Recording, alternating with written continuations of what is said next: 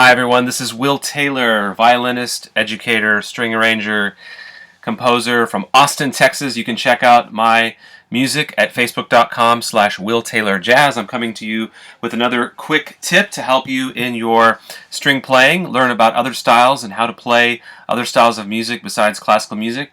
And I want to encourage you to continue your classical style, your classical training. It's very important to have that background, whatever stage you're at. If you're a beginner, intermediate, it's important to learn the basic mechanics of the instrument, whatever style you play. But my goal is to bring you some techniques that you can use to play jazz, blues. Maybe you're in a situation where some friends say, hey, Bill, I'd love to have you over for a jam session. Come play with us. Come play with our band. And you have no idea what to do.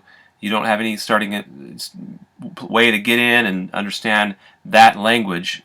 You've been playing written music most of your career as a string player. Well, I'm here to help you, and this quick tip is about how to practice with the metronome.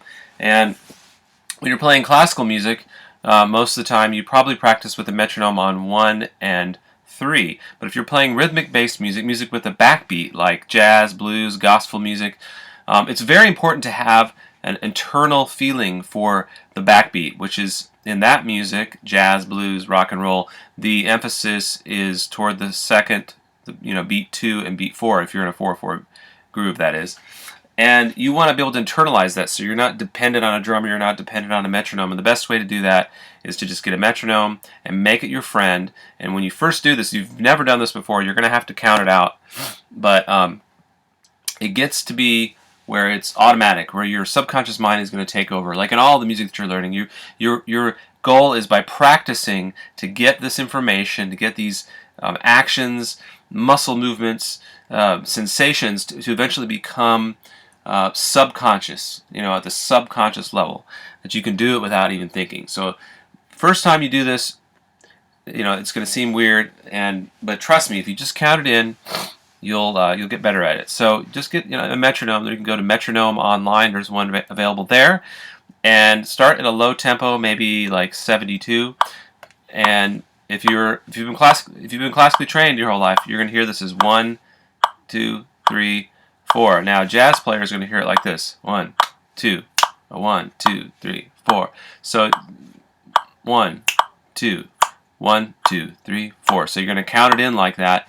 And eventually, at some point, you're not going to have to count it. You're going to feel that metronome that hopefully you can hear it there. You're going to hear it 2, 3, 1, 2, 3, 4. Okay, so I'll give you an example. Let me start with a quieter tune here.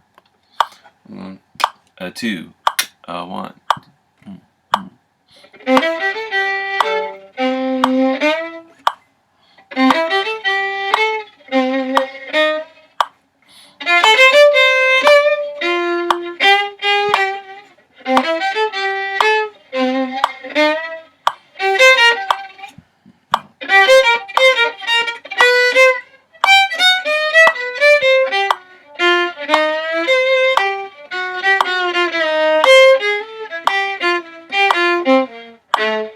So basically, I started improvising, and you're going to get to the point where it's just automatic 2 and 4. So that's a real quick tip. If you're interested in studying with me, learning more about this, learning more of the subtlety of playing more rhythmic or backbeat rhythmic-based music, jazz, blues, rock and roll, then you can contact me below information, or 512-775-2371 here in Austin, Texas.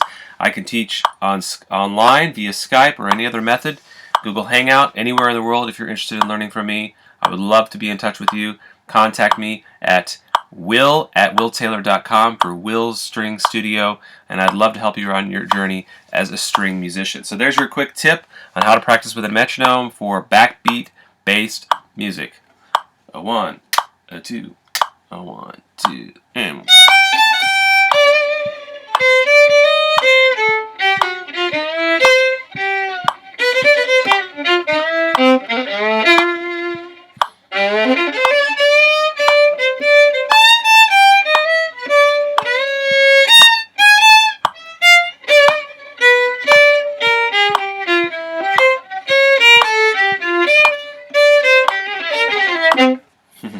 There's a little bit for you.